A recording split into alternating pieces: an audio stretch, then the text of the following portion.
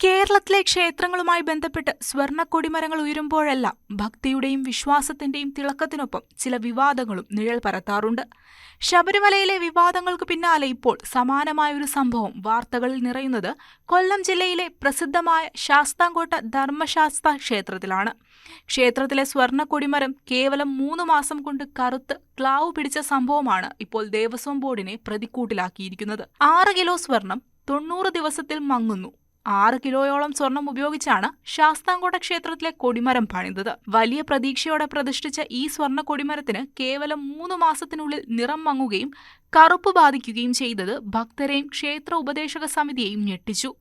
സ്വർണത്തിന്റെ തിളക്കത്തിന് ഇത്ര വേഗം മങ്ങലേൽക്കാൻ കാരണമെന്തെന്ന ചോദ്യമാണ് ഇവിടെ ഉയരുന്നത്. കൊടിമരം ക്ലാവ് പിടിച്ച സംഭവം ഉടൻ തന്നെ വിവാദമായി മാറുകയും നിയമ നടപടികളിലേക്ക് നീങ്ങുകയും ചെയ്തു.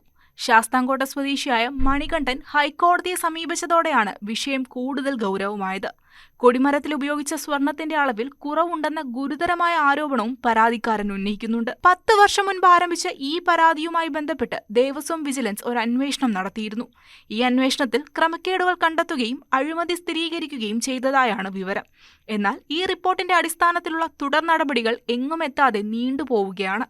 ദേവസ്വം ബോർഡിന്റെ ഭാഗത്തു നിന്നുള്ള ഈ കാലതാമസം ഒളിച്ചുകളിയാണോ എന്ന സംശയം ബലപ്പെടുത്തുന്നു. വിവാദം കൊടുമ്പിരി കൊണ്ട സമയത്ത് അന്വേഷണത്തിന്റെ ഭാഗമായി കൊടിമരത്തിൽ നിന്നും സ്വർണ്ണപ്പാളികൾ ദേവസ്വം ബോർഡ് അധികൃതർ കൊണ്ടുപോയിരുന്നു.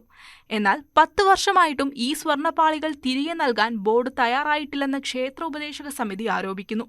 അഴിമതി സ്ഥിരീകരിച്ചിട്ടും പ്രതികൾക്കെതിരെ നടപടിയെടുക്കാത്തതിലും കൊണ്ടുപോയ സ്വർണം തിരികെ നൽകാത്തതിലും ദുരൂഹതയുണ്ടെന്നാണ് ഉപദേശക സമിതിയുടെ നിലപാട്. ഒരു ക്ഷേത്രത്തിലെ പ്രധാന ആരാധനാ വസ്തുക്കളിലൊന്ന് ഇത്തരത്തിൽ മങ്ങുകയും അതിനെക്കുറിച്ച് നടന്ന അന്വേഷണം 10 വർഷമായിട്ടും ഒരു അന്തിമ തീർപ്പിലെത്താതെ കിടക്കുകയും ചെയ്യുന്നത് വിശ്വാസ സമൂഹത്തിൽ വലിയ ആശങ്കയാണ് ഉണ്ടാക്കുന്നത്. ഉപയോഗിച്ചത് നിലവാരം കുറഞ്ഞ സ്വർണമായിരുന്നു.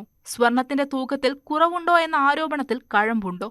ഈ ചോദ്യങ്ങൾക്കെല്ലാം ഉത്തരം കിട്ടണമെങ്കിൽ ദേവസ്വം ബോർഡ് തങ്ങളുടെ ഒളിച്ചുകളി അവസാനിപ്പിച്ച് വിജിലൻസ് റിപ്പോർട്ട് പൊതുസമൂഹത്തിന് മുന്നിൽ വെക്കേണ്ടതുണ്ട്. ശാസ്താംകോട്ട ധർമ്മശാസ്താ ക്ഷേത്രത്തിലെ കൊടിമരമുയർത്തിയ വിവാദങ്ങൾ ക്ഷേത്രഭരണത്തിലെ സുതാര്യതയെക്കുറിച്ചും അഴിമതിയുടെ സാധ്യതകളെക്കുറിച്ചുമുള്ള സംശയങ്ങൾ വീണ്ടും ആളിക്കത്തിച്ചിരിക്കുകയാണ്.